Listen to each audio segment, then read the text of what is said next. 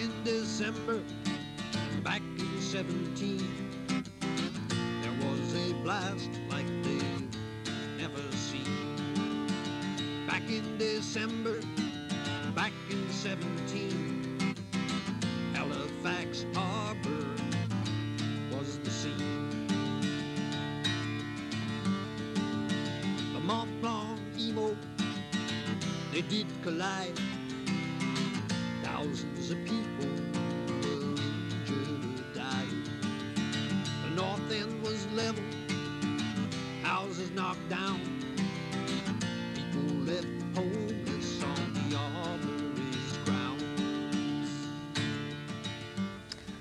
On December 6th, 1984, the 67th anniversary of the Halifax explosion, the bells from the newly dedicated Memorial Tower will ring out over the city. In this program, we shall try to give some of the background of this event. December 5th, 1917, was a frustrating day for the captains of the two ships destined to change the history of Halifax. The Norwegian Emo, ready to leave for New York to pick up a cargo of relief supplies for Belgium, was held up by a coal tender which arrived too late. Departure had to be postponed till next morning.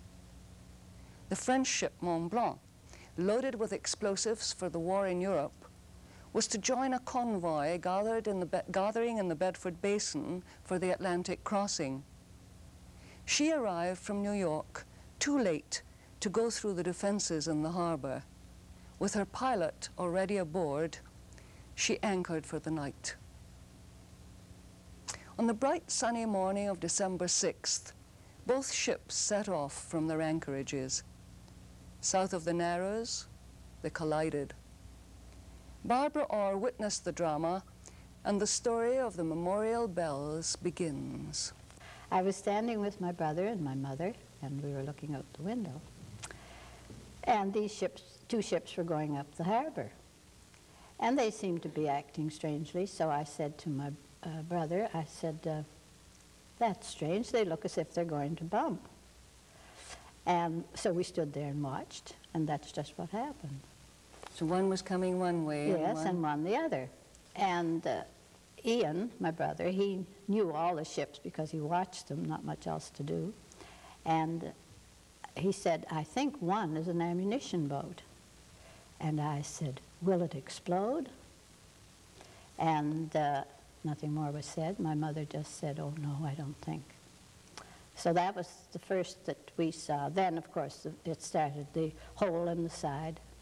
And the fire, the smoke came out, and that all went up in the air. And then I ran out to go and visit a friend. Mm-hmm.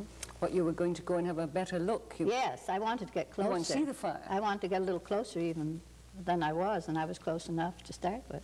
Mm-hmm. So I was going across this field to go to this girl's house. That would be what, Mulgrave Park, roughly? Yes, just along Mulgrave Park, below Fort Needham. Mm-hmm. And I just got part way when I looked at this black smoke and these balls of fire going up through it. And then I was expecting them to burst, and they didn't make a sound. And suddenly I got so frightened that I didn't know what to do. And with that, I didn't have time to be frightened. The whole thing blew up, I guess. And I found myself on the top of Fort Needham, the tidal wave having taken me up there. Now, when you were you said you were standing still, watching the balls of fire. Yes. And then suddenly, what sort of sensation did you have? You went unconscious.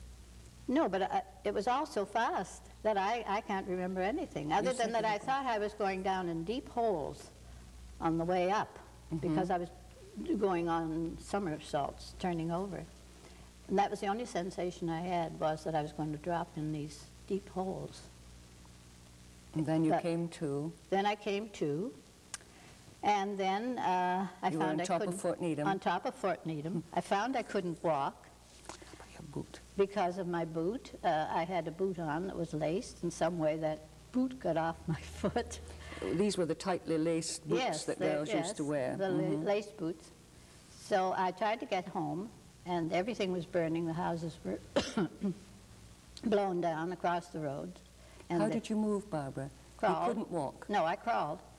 And so then I thought, well, I'll go up to see if my uncle's house, if they're up there. So I crawled up to Gottingen Street. All the way from the top of Fort Needham, Yes. right up on hands and knees. Yes, up Gottingen Street to my aunt's. And their house had been shattered, but not like ours down there. Was it on fire?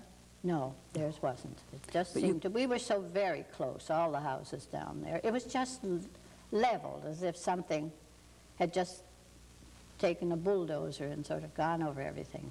And smoke. And smoke and fire, and so quiet when it was all over. Quiet, you felt? Yes, it had this stillness just afterwards. And everybody thought it was the Germans. Yes, yes. Well, I happened to know it wasn't. So if I heard them all talking and going on, it's the Germans. I said, no, it isn't the Germans. That's all I remember saying all the way up, was telling people it wasn't the Germans, that it was a ship had exploded. Mm-hmm. Frank Burford also had a good view of the drama. He was working at HILLIS & Sons Foundry, a 4-story building on the waterfront, not far from Richmond Station. The workers watched the burning ship from the windows. Frank described how he saw flames licking the barrels on the deck. He was sent on an errand, but was promised that a place would be kept for him. He ran. And all of a sudden was a big boom. Of course, the sky had been filled before, but I partially turned, and I thought the sidewalk come up and hit me, and that was, I went to sleep, and that was it. I suppose it was sleep. You knew no more for a little while. I knew no more. That was the end of it. Mm-hmm. And eventually you came round? I don't know how long, but eventually I woke up. And I looked around, and there was an immense big timber, like all the north end was built of big timbers. The floor timbers were big ones. And that was right across my knee right there. And the other end was coming down that way. This was the low end to the left of me. And there was slabs and plaster and boards and everything. So I just laid there because I had had trouble. I had dreams, and my mother would pay attention to me, but I can remember one time my father wanted to smack me to wake me up, and my mother wouldn't let him. Mm-hmm. But I thought I was in this dream, but it wasn't a dream, it was an actual fact. So I was laying there just on an angle, not a very great angle, a low angle. I was laying right there. And I got to thinking that there must have been something more than the sidewalk hitting me. And I decided to look around. So I looked around, and I was just massed into it. It was just the wood and the timbers and everything. I looked way back like that, and as high as that ceiling, there was a little round hole, and daylight was there. Oh. Daylight was there. Hmm. Well, I remember saying, I guess, Frank, you better see what you can do. No, you're staying here. So, all the way up, I had to work my 2 hands, but I dragged, the worst job was to get from underneath the big timber because I didn't know what was holding it. I didn't know. But anyway, I got out of it, and I crawled, and right up to this hole. Oh, of course, after I got up to it, it was about 18 inches in diameter, and then the sky was there. So out I got of this, come right out of it. And here I was on top of this big pinnacle of lumber and everything. It was on fire all around the bottom of it. But that wasn't the only one. The next one to me was about 15 or 20 feet. There was a little boy sitting there, hold his leg, broken. I went to him, but I couldn't comfort him because I didn't know my condition. I didn't know what I looked like. I had to discover that afterwards because we were all, everybody was black, just black as the ace of spades.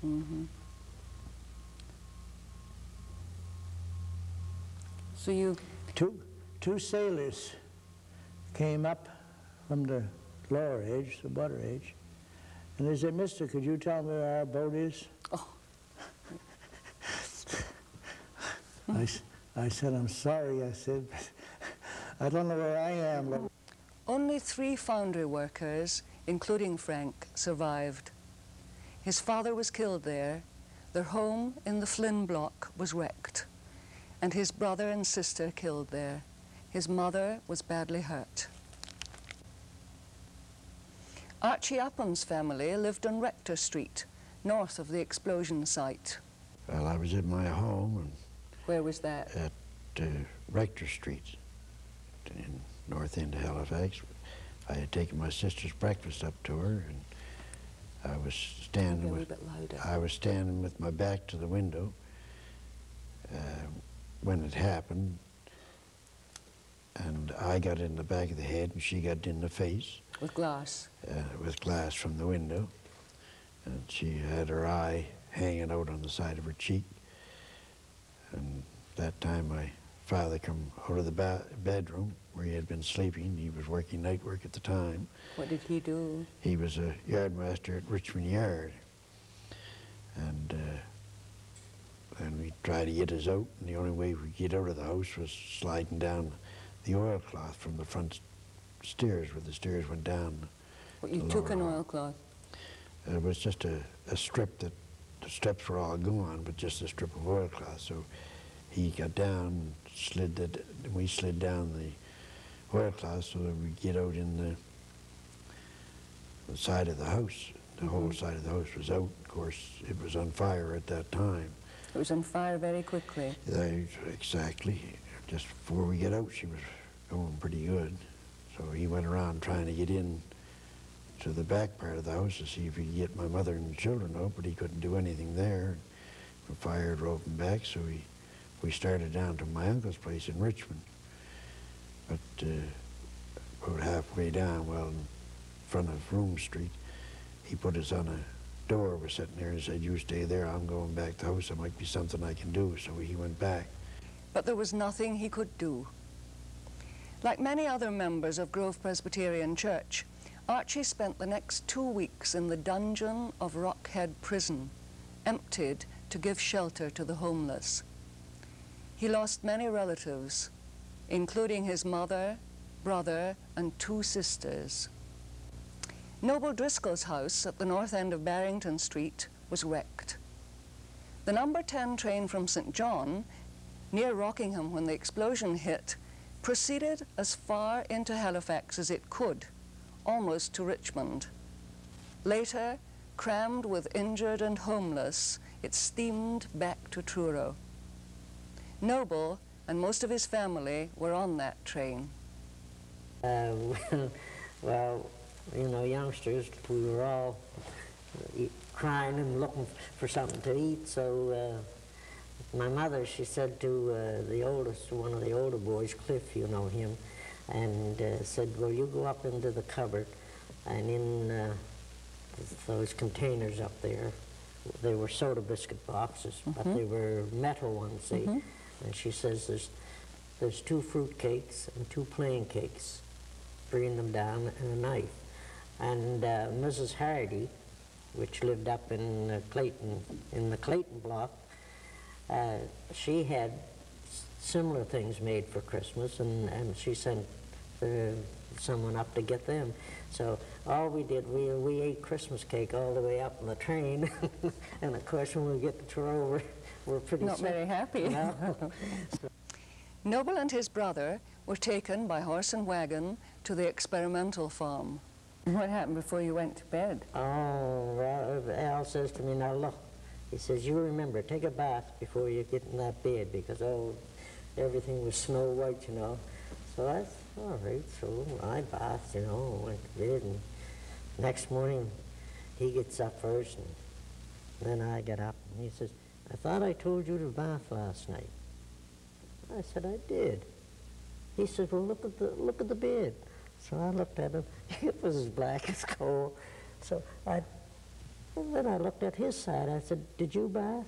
He said, certainly I did. I said, well, look at yours. The whole 2 weeks we were there, every day they had to change. It was the sheets were still dirty. Black, yeah, the grease and all and that. So that was all right. So then it come to the point that we were coming into Truro, and we need the haircut. So of course we had to go to Mom to get money. You never had any money. We were only kids. So we go. They were staying at the courthouse then, and we went there. And Al said to her, "Mom, we got to get a haircut." Okay, so she gives us $1 to get a haircut, 2 of us. So I said to Al, I said, now look, let's go somewhere where there's 2 barbers and they're not busy, so one can get in each chair. So we went uptown, and finally it was just about 11:15, and we found 2 barbers and went in, and the usual greeting, good morning, and one thing and another, you know, and a haircut, please. Yeah, okay. So we get up, I get up into the chair, and this fellow gets me all ready, and he starts, and the minute he starts, oh, he says, just like that, and then he looked, and oh, he says, you're from Halifax. It took a long time for Barbara to walk again, for Frank to recover, and Archie's head injuries were to trouble him for years. From the devastation of Richmond, reconstruction gradually took place. There had been 4 churches destroyed, but our story is mainly concerned with 2 of them, K Street Methodist and Grove Presbyterian. 239 of their members had been killed, and numerous others blinded or scarred for life. They decided to join forces and built the tar paper church, as it was known, a temporary home. 100 days after the explosion, a service was held there. Archie Upham attended it. Although TNT marks and unhealed wounds were visible on many of the worshippers, and few had permanent homes, the spirit was one of hope for the future.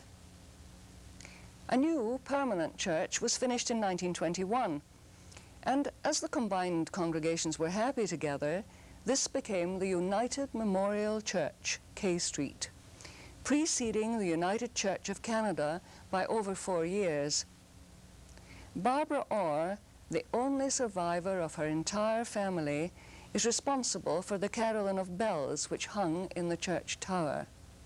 Remember the day that the bells were finally, the church was dedicated at the opening service? I should remember, but all I remember was that I had to play the bells.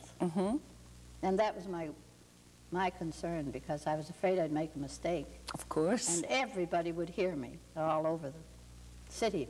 But I guess I didn't. I don't remember. But that I do remember. You remember playing the bells for the opening ceremony? Oh, yes. Yes, yes. Yeah. And that was on September 18th, 1921. Yes, yes. I'm still here. You're still here. Right.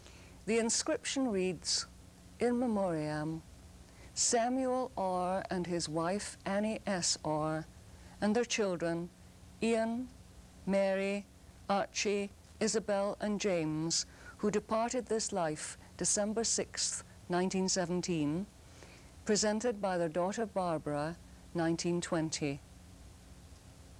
Eventually, the church tower could no longer support the bells, and they could not be played. They were last heard in the mid-60s. Some years later, they had to be removed and lay covered with tarpaulins in front of the church. Eric Davidson, a member of the United Memorial Church, does not remember much about the explosion. He was very young at the time. But he was one of those who lost their sight owing to injuries received from flying glass. I went to the school for the blind for 10 years. And That's you where I enjoyed got my that? education. Pardon? You enjoyed the school? Oh, yes, I did. We had all sorts of things going on down there. And, well, we had, oh, well, everything that you could imagine besides the schoolwork. We had gymnastics, music, choirs. A pretty good time, I thought, down there. Good. And now, get back to come to slightly more recent history. The bells, the caroling of bells in United Memorial Church. You played those bells once, didn't you? Or more than once? I did. I played them a couple of times. Can you tell us how they worked? Well, there was keys there. Something the keys that you would press down were Like levers? Like levers, that's it, exactly. And I called them keys, but anyway, there were levers that you would press. There was a scale just like on a piano, you see. Yes, of and course, your music. the levers were a lot different than piano keys, but you'd have to put your hand right on them and give them a thump downward. And I guess they worked manually. I think mechanically. I mean, I think there was all mechanical. Right through. I don't believe that any of it was electronic. No, it wasn't at that time. At that time, but I played them a couple of times, and I had there was a man who played the bells quite a lot. George Day, his name was, and he showed me how to play. Of course, like I said, it was a scale, so it wasn't too difficult to figure out where the key, which way. You just play it like, well, like playing a piano, I suppose. Oh, but I made lots of mistakes, though. Oh, I don't I don't believe think it. the people weren't going into church mind at that, though. Judge Robert E. Ingalls is honorary chairman of the Halifax Explosion Memorial Bells Committee, formed to establish a new tower for the bells. He was not in Halifax at the time of the explosion, as he was with the Canadian forces in Europe. But he has a long involvement with the United Memorial Church. Now, at 97, he is senior elder. He was living in Needham Street at the time of the dedication service in 1921 and was present as a member of the choir, which had practiced in the tar paper church. The first service was held on January 9th, 1921. Yes. And at that time, the main part of the church was not finished. So the service was held in what was called the Sunday school room in the basement. And that continued for several months until September, when the rest of the church was completed. Yes. And was dedicated on the 18th, it's wrong September. date, 18th of September, 1921. Yes. The new bell tower, designed by Keith Graham of the Core Design Group, winner of an architectural competition held by the Bells Committee, will stand in Fort Needham overlooking the explosion site. Before he used a drawing board, Keith Graham spent time finding out about the explosion, the people involved, and the photographic evidence. His design reflects his feeling for the catastrophe. Survivors are reminded of how certain buildings looked after the explosion. Long distance as well as close-up views were considered in the design of the structure, which overlooks the area that was once Richmond. The materials, granite and hydrostone, reflect the character of the neighborhood and symbolize the reconstruction of the city. Our Bells Committee was formed early in June of last year. It's actually a committee that comes out of a committee. I was invited by the Honorable Edmund Morris to meet with a committee from K Grove Church. which was their bells committee. Recognizing the historic importance of these bells and the fact they had not been played since 1970 and were sitting on the church lawn, the church itself had formed a committee of 3 gentlemen who were trying to find an appropriate way of preserving these bells. They had approached Edmund Morris when he was the mayor of Halifax, and some work had been done at that time. And again, when he became the member for Needham, again the committee approached him, and the Honourable Edmund Morris was able to arrange a grant from the province of Nova Scotia, providing that the remainder of the money could be raised by public subscription.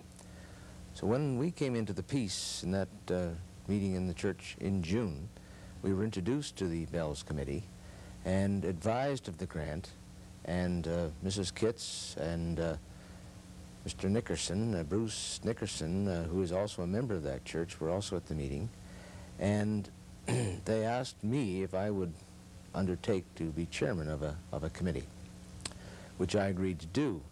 It isn't very often that one gets an opportunity to serve their community in a way such as this. So we agreed that we'd form a new committee, providing the old Bells Committee of the church would join us, because they'd already done a great deal of research and work and effort. And at that meeting, the new Bells Committee, you might say, was begun. Since that time, we've added probably 15 or 18 people to our committee. Now, I mentioned the grant that the church, that the province has agreed to give to the committee. But this is a match of dollar for dollar. Now, the committee has determined that the cost of the memorial will be somewhere in the vicinity of $200,000. This includes the money for a trust fund for perpetual care of the bells from the day that they are installed onward. So that we are asking people now to come forward, support our committee to help raise this money.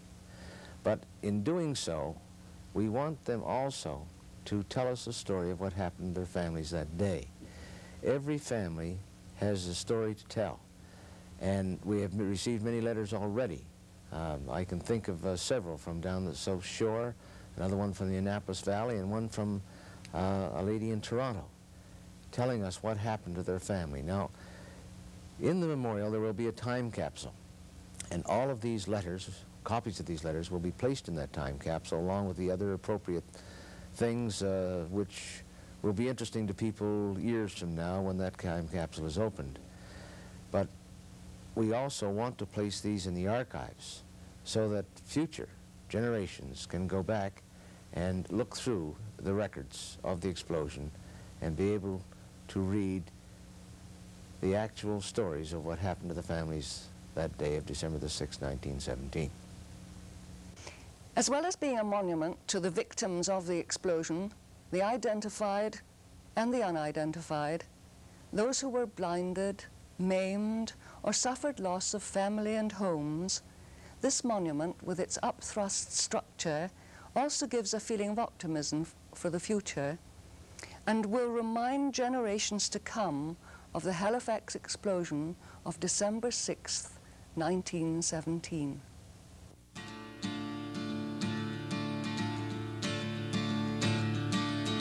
Back in December, back in 17, there was a blast like they've never seen. Back in December, back in 17, Halifax Harbor was the scene. The Mont Blanc Emo, they did collide. Thousands of people were injured or died. The north end was leveled, houses knocked down. People left homeless on the armory's grounds.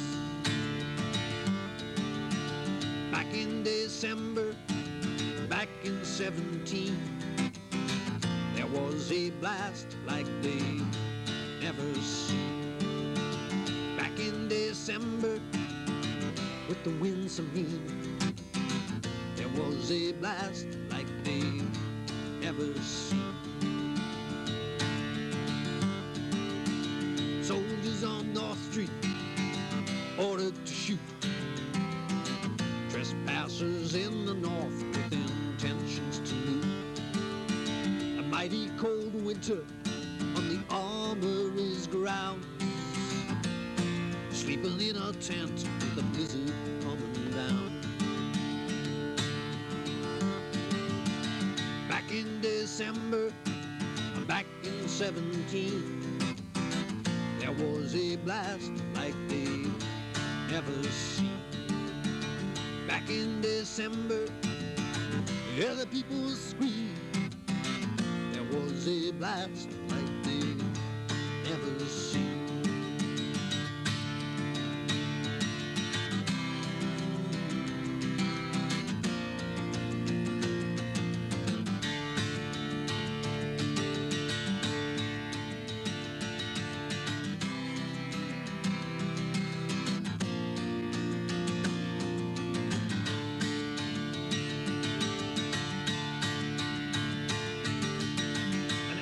Did fly at St. Paul's, window survives. The houses shook 60 miles away. Down in the Narrows, back in 17, one cold and wintry day. Back in December, back in 17, there was a blast like they never seen. Back in December,